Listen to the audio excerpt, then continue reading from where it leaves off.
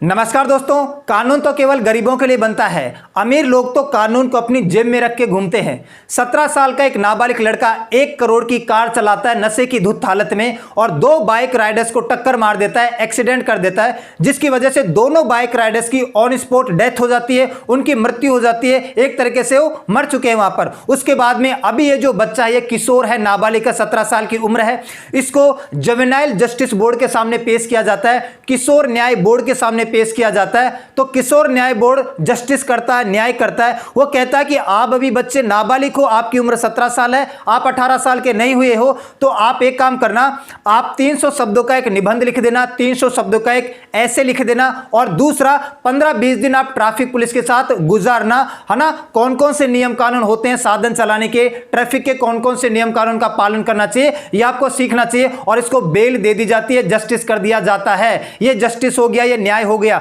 2 लोगों का मर्डर हुआ है, 2 लोगों की मृत्यु हुई है, और आपने 15 घंटे के अंदर अंदर, विद इन 15 आवर्स, 15 घंटे के अंदर अंदर उसको बेल दे दी और कहा कि 300 शब्दों का ऐसे लिख दो और ट्रैफिक पुलिस के साथ कुछ टाइम गुजारो। यह जस्टिस हो गया, यह न्याय हो गया। जी हां, मैं बात कर रहा हूं फेमस, ठीक है, पोर्शे कार एक्सीडेंट केस। इस कार का नाम है पोर्शे कार, तो इसको हम जानते हैं पोर्शे कार एक्सीडेंट केस के नाम से। बड़ा ही फेमस केस है। इसको थोड़ा हम डिटेल में समझेंगे कि ये जुवेनाइल जस्टिस बोर्ड क्या है, कैसे काम करता है, इस बच्चे के पिताजी कौन है, जिसकी वजह से इतने बड़े रेफरेंस की वजह से 15 घंटे के अंदर अंदर छूट के आ गया। और हमें शर्म आनी चाहिए कि हमारा जुडिशियल सिस्टम, हमारी न्यायिक प्रणाली इतनी बेकार है। अगर आज मैं आपको बताऊंगा इस लेक्चर के लास्ट में कि हमारा जो जुडिशियल सिस्टम है वो कैसे काम करता है, और यहां पर कितना भ्रष्टाचार है, कितना करप्शन है, कितना नेपोटिज्म है, कितना भाई भतीजावाद है। आपको ऐसा लगता होगा कि सबसे ज्यादा नेपोटिज्म, भाई भतीजावाद या करप्शन या भ्रष्टाचार फिल्म इंडस्ट्री में है, पॉलिटिक्स में है, लेकिन सबसे ज्यादा भ्रष्टाचार, सबसे ज्यादा करप्शन हमारे जुडिशियल सिस्टम में है। आज आपकी आंखें खुल जाएगी। हमें शर्म आनी चाहिए कि हमारा जुडिशियल सिस्टम इतना बेकार है। इस केस को थोड़ा डिटेल में समझने की हम कोशिश करते हैं। तो बात कुछ ऐसी है, तारीख है 19 मई 2024। 19 मई 2024 की बात है, और एक लड़का है, नाबालिग लड़का, जिसकी उम्र 17 साल है, और एक बिल्डर का बेटा है, और पिताजी का नाम है विशाल अग्रवाल। विशाल अग्रवाल बिल्डर का ये बेटा है, 17 साल की उम्र है, नाबालिग लड़का है। पहले तो ये जाके रेस्टोरेंट में या होटल में रुकता है और वहां पर अच्छे से जुएबाजी करता है। लगभग 1 लाख के समथिंग ये पैसा हार जाता है। उसके बाद पूरा नशा करता है अपने दोस्तों के साथ। उसके बाद में 1 करोड़ की कार में बैठता है। इस कार का नाम है पोर्शे कार। लगभग इसकी प्राइस 1 करोड़ से 4 करोड़ तक ये बनती है। बिल्डर का बेटा तो इतनी महंगी कार होनी चाहिए। उसके बाद रोड पे नशे की धुत हालत में, है ना, छोटा सा 17 साल का लड़का, ये दोनों बाइक राइडर है, ये रोड पर जा रहे थे। एक का नाम है अनीस अवाडिया और लड़की का नाम है अश्विनी कोस्टा। अनीस अवाडिया और अश्विनी कोस्टा दोनों सॉफ्टवेयर इंजीनियर है। रात को बाइक से महाराष्ट्र के पुणे की बात है, महाराष्ट्र के पुणे में जा रहे थे, पीछे से इस लड़के ने टक्कर मार दी और इतनी भयंकर स्पीड में थी गाड़ी कि दोनों की ऑन स्पॉट डेथ हो गई, दोनों की मृत्यु हो गई।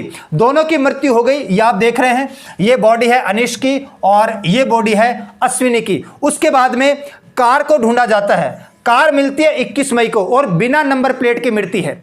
कार बिना नंबर प्लेट के 21 तारीख को मिलती है। ये बच्चा था, ये बिना ड्राइविंग लाइसेंस के गाड़ी चला रहा था, क्योंकि 18 साल से कम उम्र के बच्चे को तो ड्राइविंग लाइसेंस दिया नहीं जाता है। इसके अलावा जुआ खेल के आया था, नशे की पूरी हालत में था, और वीआईपी ट्रीटमेंट देती है इसको पुलिस, क्योंकि बिल्डर का बेटा है। कोई बात नहीं अगर मर्डर कर दिया तो। अब क्योंकि 19 तारीख की घटना है, इसको इसके जस्ट बाद नाबालिग होने की वजह से, उम्र 17 साल होने की वजह से इसको जुवेनाइल जस्टिस बोर्ड के सामने पेश किया जाता है। और जुवेनाइल जस्टिस बोर्ड क्या करता है, 15 घंटे के अंदर अंदर न्याय कर देता है, जस्टिस कर देता है। जुवेनाइल जस्टिस बोर्ड कहता है कि आप 17 साल के हो और आप अभी नाबालिग हो, किशोर हो, आप एडल्ट नहीं हो, तो आप एक काम करना, 2 मर्डर करके आए हो, कोई बात नहीं है, इसको कंसिडर नहीं करते। पहले इस बात को कंसिडर करते हैं कि आप 17 साल के हो, तो आप एक काम करना, 300 शब्दों का एक निबंध लिख देना और ट्रैफिक पुलिस के साथ कुछ टाइम गुजारना, और उसके बाद आपका जस्टिस हो गया। इसको 15 घंटे के अंदर अंदर इस बच्चे को बेल मिल जाती है। उसके बाद जब ये पब्लिक को पता पता चलता है तो पब्लिक ने सोशल मीडिया पे वाट लगाना शुरू किया, जुडिशियल सिस्टम को अच्छा सुनाना शुरू किया, आलोचनाएं की, क्रिटिसिज्म किया और पुलिस में बहुत सारी याचिकाएं दर्ज की। उसके बाद में पुलिस की आंख थोड़ी उगड़ी है और पुलिस ने अब इस बच्चे को 14 दिन की रिमांड के लिए भेजा है। और 14 दिन की रिमांड के लिए कहां भेजा इसको भेजा ऑब्जर्वेशन हाउस में, है ना, जो छोटे बच्चों के लिए 18 साल से कम उम्र के बच्चों के लिए बनाया गया, जो क्राइम करते हैं, अपराध करते हैं, उनको ऑब्जर्वेशन हाउस में रखा जाता है। कोई भी लाठीचार्ज नहीं किया जाएगा, कोई भी पीटा नहीं जाएगा। इस बात को तुम लिख के ले लो कि ये केवल और केवल ऑब्जर्वेशन हाउस में दिखाने के लिए रखा गया है 14 दिन के लिए। अब 5 जून तक ये जुडिशियल कस्टडी में है और इसके पिताजी को भी गिरफ्तार किया गया है। इसके पिताजी विशाल अग्रवाल है और जाने माने बिल्डर हैं। अब ये जुवेनाइल जस्टिस बोर्ड, ये क्या चीज आखिर? देखो, जुवेनाइल जस्टिस बोर्ड को फाउंड किया गया था juvenile justice care and protection of children act 2015, juvenile justice act किशोर न्याय अधिनियम 2015 के आधार पर बनाया गया है। और juvenile justice board quasi judicial body है, अर्ध न्यायिक संस्था है और ये क्राइम देखती है कि जो क्राइम किया है जिसने, उसको एज ए एडल्ट माना जाए, क्या एज ए टीनेजर माना जाए, उसको टीनेजर माना जाए, नाबालिग माना जाए, या उसको एडल्ट माना जाए, 18 साल के ज्यादा उम्र का माना जाए। कितनी उम्र है तो उस हिसाब से फिर इसके पास चला जाता है। तो crime should be treated as adult, जो क्राइम या अपराध हुआ है उसको एडल्ट वयस्क माना जाए या नाबालिग की कैटेगरी में लिया जाए। तो इसके सामने इसको पेश किया गया और इसी ने हरकत की है। 15 घंटे के अंदर अंदर इसको बेल दे दी, 300 शब्दों का ऐसे लिखने के लिए बोल दिया और ट्रैफिक पुलिस के साथ कुछ टाइम गुजारने के लिए बोल दिया। बिल्कुल रॉन्ग है, बिल्कुल गलत है। ऐसा केस, एक और रेफरेंस मैं आपको देता हूं, क्या गलती होती है हमारे जुडिशियल सिस्टम से। एक Nirbhaya murder and rape case आया था 2012 में, निर्भया हत्याकांड के नाम से जानते हैं, मर्डर एंड रेप केस 2012, जिसमें 6 लोगों ने एक लड़की का रेप किया था बस के अंदर और उसका मर्डर कर दिया था, मार दिया था। उसके 6 अपराधी आपके सामने, मुकेश सिंह, विनय शर्मा, पवन गुप्ता, आकाश ठाकुर और राम सिंह। राम सिंह तो इसमें से सुसाइड कर लेता है, आत्महत्या कर लेता है जेल में ही। इसकी उम्र है कितनी? 33 साल। ये भी 19 साल का, ये भी 20 साल का, ये 30 साल का और ये 28 साल का। इन चारों को फांसी की सजा दी जाती है, इनको फांसी की सजा, है ना, हैंग टिल डेथ दे दी जाती है। इसमें से एक जो बच्चा था वो था 17 साल का। मैं निर्भया हत्याकांड की बात बता रहा हूं और इसका नाम था मोहम्मद अफरोज। मोहम्मद अफरोज 17 साल का लड़का है, नाबालिग लड़का है जिसका नाम मोहम्मद अफरोज है और यही जिम्मेदार है मर्डर करने के लिए, है ना। उस लड़की का रेप किया जाता है और यही मोहम्मद अफरोज है जिसने उस लड़की के प्राइवेट पार्ट में रोड घुसाकर उसका मर्डर कर दिया था, यही है। तो इसकी उम्र 17 साल है। उस टाइम पे भी हमारे जुडिशियल सिस्टम ने इसको सजा दी थी 3 साल की, ओनली 3 years। तो हमारा जुडिशियल सिस्टम निर्भया केस के टाइम पे, हमारा जुडिशियल सिस्टम निर्भया केस के टाइम पे भी ये गलती कर चुका है कि एक जो वहां पर अपराधी था वो 17 साल का था, इसको केवल 3 साल के लिए कारावास में भेज दिया गया, उसके बाद में रिहा कर दिया। फिर से हमारा सिस्टम वही गलती कर रहा है। 2 मर्डर हुए हैं, है ना, 2 हत्याएं हुई है, उसके बाद में लड़के की उम्र 17 साल होने की वजह से आपने इसको रिहा कर दिया, बेल दे दी, नॉर्मल सजा सुना दी। कब हम सुधरेंगे? आपको यह भी कंसिडर करना पड़ेगा कि अपराध कितना संगीन है, जो क्राइम हुआ है वो कितना सीरियस है। अपराध की या क्राइम की सीरियसनेस को भी कंसिडर करना पड़ेगा। वो बात ठीक है कि नाबालिग है, किशोर है, लेकिन 17 साल का लड़का कोई नाबालिग नहीं होता है। 17 साल के बच्चे को रेप करना आता है, मर्डर करना आता है, हत्या करना आता है, तो उसको यह भी तो पता होना चाहिए कि पनिशमेंट या दंड क्या होता है, यह भी उसे पता होना चाहिए। तो निर्भया केस के टाइम पे भी हमने यही गलती की थी, अभी भी हम यही गलती कर रहे हैं। वो भी 17 साल का था, यह भी 17 साल का है। उस टाइम पे भी हमारे जुडिशियल सिस्टम ने इसको 3 साल में रिहा कर दिया था और इस बच्चे को 15 घंटे के अंदर अंदर रिहा कर दिया। हमें अपराध की सीरियसनेस को देखना पड़ेगा, हमें क्राइम को भी देखना पड़ेगा। आप एक तरफा डिसीजन नहीं ले सकते हैं कि अगर लड़का नाबालिग है ना, टीनेजर है, अपराध चाहे कितना ही संगीन हो, चाहे रेप हो चाहे मर्डर हो, आप इसको रिहा कर देते हैं। आपको यह भी कंसीडर करना पड़ेगा कि अगर वो 16-17 ठीक ठाक उम्र का है तो अपराध की संगीनता को देखते हुए, क्राइम की सीरियसनेस को देखते हुए आपको उसको अच्छी खासी सजा देना चाहिए, तभी हमारा जुडिशियल सिस्टम सुधरेगा। तो ये तो जुवेनाइल जस्टिस बोर्ड है, इसने हरकत की है। इसी के अंदर एक चीज और हमें ऐड करनी पड़ेगी। हमारा जो जुवेनाइल जस्टिस बोर्ड है उसमें एक पैराग्राफ और ऐड करना पड़ेगा। अभी जो टीनेजर माना जाता है, नाबालिग माना जाता है, 18 साल से कम उम्र का माना जाता है, हमें इसको 14 से 18 करना पड़ेगा। अगर कोई भी 14 साल से बड़ी उम्र का बच्चा रेप करता है, मर्डर करता है, तो उसको एज ए एडल्ट काउंट किया जाए, वयस्क के तौर पर काउंट करके उसको सजा दी जानी चाहिए, तभी हमारा जुडिशियल सिस्टम सुधरेगा। तो तब भी यही हुआ था और अभी भी यही हुआ है। अच्छा, इसके जो माँ बाप है वो डिमांड कर रहे हैं कि अब ये जो मामला चल रहा है इस मामले को सुप्रीम कोर्ट के द्वारा देखा जाए, जो हमारा सर्वोच्च न्यायालय है वो इस मामले की जांच करे और जो ट्रायल है वो मध्य प्रदेश में चलाया जाए, क्योंकि ये दोनों के बच्चियों की डेथ हुई है, अनीस की और ये अनीसा की, इनकी जो ओरिजिन है ये मध्य प्रदेश के दोनों, तो ट्रायल मध्य प्रदेश में हो, सर्वोच्च न्यायालय के द्वारा देखा जाए और इस बच्चे को एज ए चाइल्ड, है ना, एज ए टीनेजर ना कंसीडर किया जाए, नाबालिग ना कंसीडर किया जाए, इसको एज ए एडल्ट काउंट किया जाए, एक वयस्क के तौर पर काम किया जाए। और ये नशे की हालत में था ये भी देखा जाए, इसके पास ड्राइविंग लाइसेंस नहीं था ये भी देखा जाए, ठीक है। इन सभी बातों को कंसीडर करके सजा सुनानी चाहिए। इसके अलावा बहुत ज्यादा और अपडेट है इस केस से संबंधित, ये केस धीरे धीरे बहुत ज्यादा पेचीदा होता जा रहा है। देखो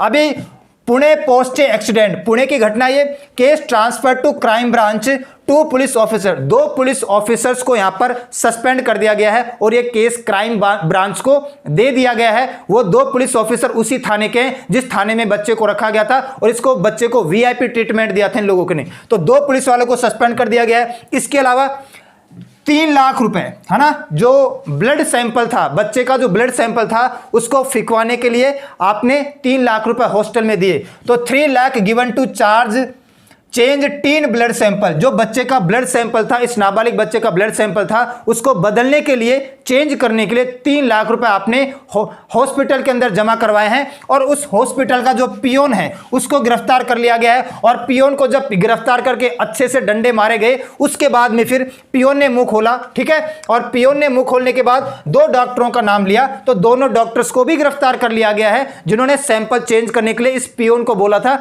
ये तो सीसीटीवी फुटेज से पता चल गया है, वरना सीसीटीवी फुटेज नहीं होती, पहले का जमाना होता तो पता ही नहीं चल पाता। ये तो डायरेक्ट जो बाबू है, जो उस हॉस्पिटल का पियोन है, उसने सैंपल चेंज किया है, बाकायदा सीसीटीवी में फुटेज दिख रही है और डॉक्टरों का नाम बताया, दोनों डॉक्टर भी गए। अच्छा, जो नाबालिग बच्चे की मां है ना, नाबालिग बच्चे की जो मां है, मतलब विशाल अग्रवाल की वाइफ है, वो कोशिश कर रही है कि ब्लेम किस पे डाल दिया जाए, ये ब्लेम डाल दिया जाए ड्राइवर के ऊपर कि बच्चा गाड़ी नहीं चला रहा था, हमारा ड्राइवर गाड़ी चला रहा था, बच्चा बिल्कुल भी गाड़ी नहीं चला रहा था। लेकिन पूरी दुनिया ने देखा है बच्चे को पकड़ के, वहां पर जो लोग मौजूद थे ऑन स्पॉट 19 मई को बच्चे को पकड़ के अच्छे से पीटा भी है, ये भी सबको पता है। तो आप कैसे कह सकते हो कि ब्लेम है वो ड्राइवर को दे दिया जाए? तो ये धीरे धीरे शॉकिंग चीज इसमें खुलती नजर आ रही है। अब हम आगे चलते हैं, हमारा जो जुडिशियल सिस्टम है उसकी थोड़ी धज्जियां उड़ाने के लिए। हमारा जो जुडिशियल सिस्टम है, न्यायिक प्रणाली है, देखो वो पूरा का पूरा नेपोटिज्म का शिकार है। अगर आपसे एक क्वेश्चन पूछ लिया जाए कि सबसे ज्यादा भ्रष्टाचार,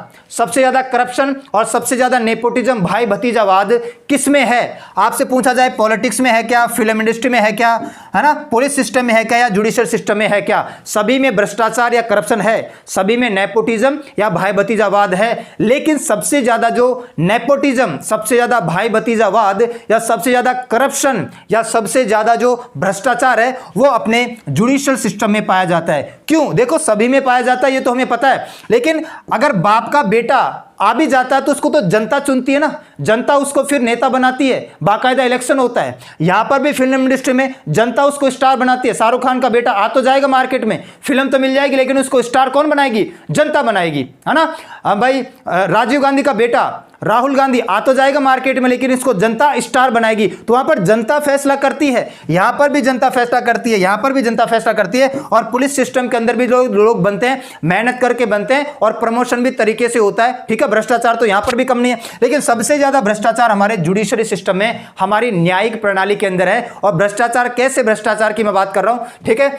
देखो हाई कोर्ट ने एक सर्वे किया है और एक एजेंसी ने सर्वे किया और उसने कहा कि हाई कोर्ट के 50 और सुप्रीम कोर्ट के 33%, हाई कोर्ट में जो 50% से ज्यादा जज हैं वो क्या है, वो चंद घरानों के लोग हैं। मतलब हमारे देश के अंदर बड़ा ही विकट मामला चलता है कि 250 से लेकर 300 फैमिली, कुछ गिनी चुनी फैमिलीज है, लगभग 250 से लेकर 300 के आसपास, इन्हीं के लोग जज बनते हैं। इन्हीं के बेटे भतीजे, चाचा ताऊ बुआ फूफी के सारे आपस में रिश्तेदार या आपस में जो अपने घर वाले होते हैं, भाई भतीजे होते हैं, इन्हीं को ये जज बनाते हैं। तो 250 से लेकर 300 फैमिलीज कुछ ऐसी है जिन्हीं के लोग हमारे देश में जज के पदों पर जाते हैं। ज्यादातर केस में यही होता है। और हमारे हाई कोर्ट के 50% से ज्यादा और हमारे सुप्रीम कोर्ट के 33% से ज्यादा इस नेपोटिज्म का शिकार है, इस भाई भतीजावाद का शिकार है। और अगर हम अपने सुप्रीम कोर्ट को देखते हैं, सर्वोच्च न्यायालय को देखते हैं, तो सर्वोच्च न्यायालय में टोटल जजों की संख्या है 34।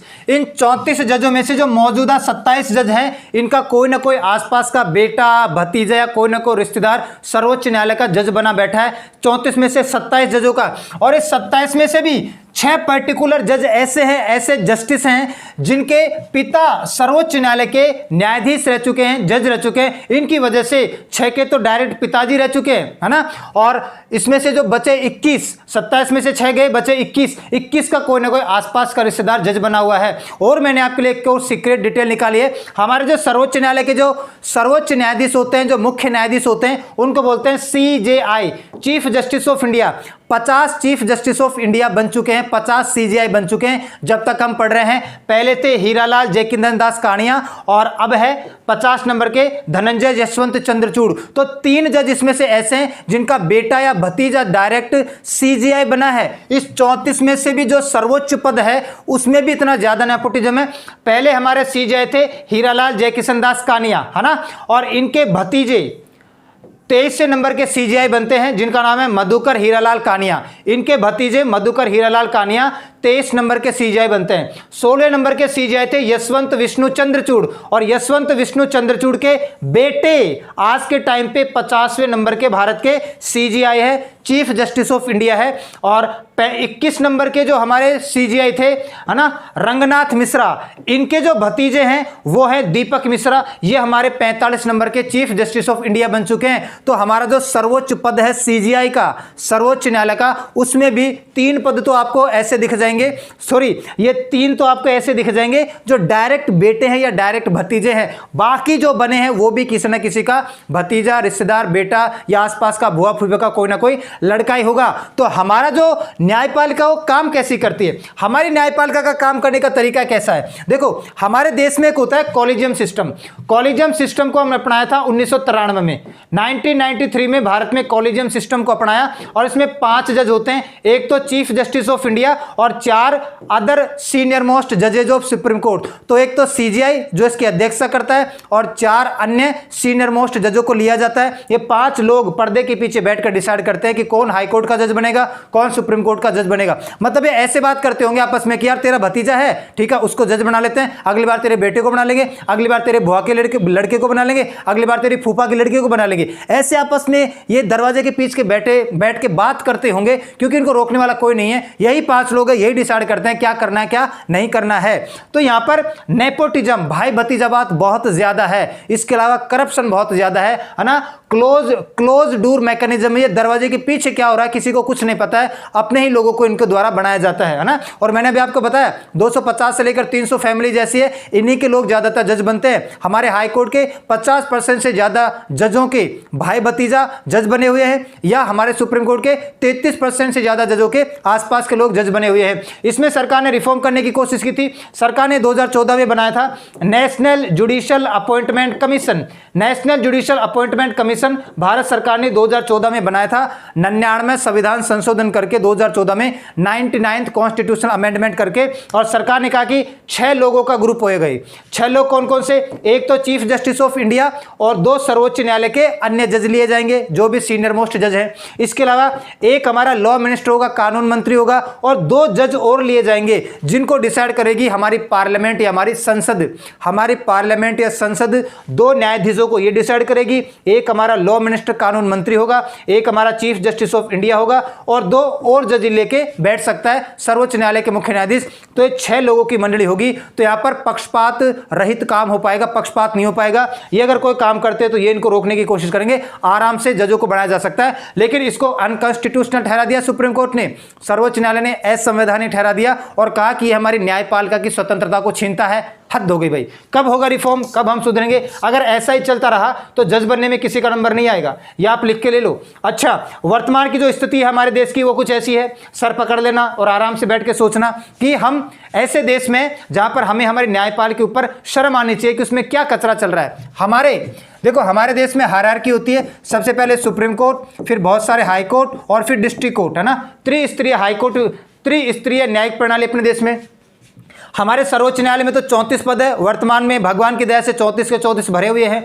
हमारे हाई कोर्ट, उच्च न्यायालयों में 1114 पद है टोटल, इसमें से 324 खाली पड़े हैं, कौन भरेगा? मैं भरूंगा इनको। हमारे जो जिला न्यायालय हैं, डिस्ट्रिक्ट कोर्ट है, इसमें टोटल पदों की संख्या 25,439 जज होने चाहिए, इसमें से 5,439 जजों के पद रिक्त है, कौन भरेगा? मैं भरूंगा या आप लोग भरेंगे? क्योंकि सरकार तो भरने वाली है नहीं। और 5 करोड़ से ज्यादा केस पेंडिंग चल रहे हैं पूरे के पूरे देश में, 5 करोड़ से ज्यादा केस पेंडिंग है। इतने तो देशों की जनसंख्या नहीं होती, पॉपुलेशन नहीं होती जितने ज्यादा पेंडिंग इस देश में केस है। ठीक है, जब जॉली एलएलबी पहली मूवी आई थी, अरशद वारसी ने हमें बताया था कि 3 करोड़ केस पेंडिंग है। जब जॉली एलएलबी 2 मूवी आई थी तो अक्षय कुमार ने हमें बताया 4 करोड़ केस पेंडिंग है, और अब हमें पता चल रहा कि 5 करोड़ केस पेंडिंग है। इसमें से 80,000 से ज्यादा हमारे सुप्रीम कोर्ट में पेंडिंग है, 61,000 से ज्यादा हाई कोर्ट में पेंडिंग है, और हमारे 4.5 करोड़ से ज्यादा केस पेंडिंग हमारे जिला न्यायालयों में, अधीनस्थ न्यायालयों में। सबसे ज्यादा कचरा तो सबसे नीचे है या सबसे ऊपर है, बीच वाले तो वैसे है।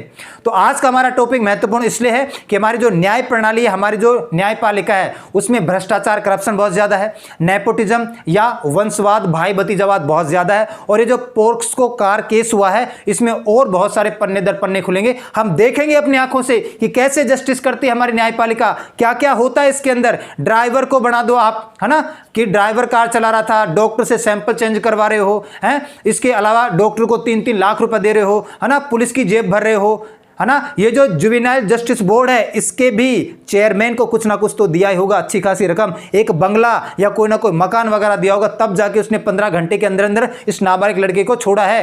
तो सीरियसनेस भी देखनी चाहिए क्राइम की, अपराध की सीरियसनेस को देखकर कि अपराध कितना संगीन है, उसके आधार पर फैसला करना चाहिए आपको। आप ये मत देखो कि 17 साल का लड़का है, 17 साल का लड़का ठीक ठाक जानकार होता है, मर्डर कर सकता है, रेप कर सकता है, तो दंड क्या होता है, पनिशमेंट क्या होता है, यह भी उसको पता करवाओ। मैं ऐसे रिक्वेस्ट करता हूं हमारे जुडिशियल सिस्टम से। तो आज के लिए इतना ही करते हैं, मिलते हैं नेक्स्ट क्लास में, तब तक के लिए सभी को धन्यवाद।